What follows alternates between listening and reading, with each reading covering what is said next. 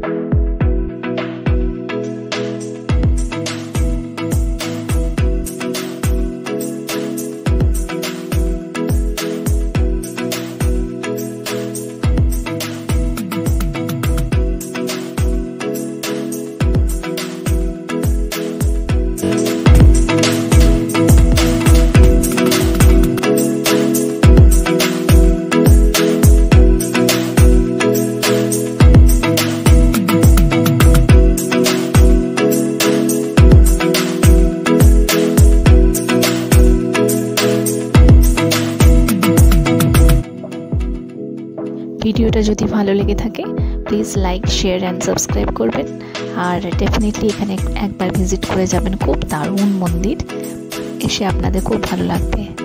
Thank you so much for subscribing my channel. Thank you so much.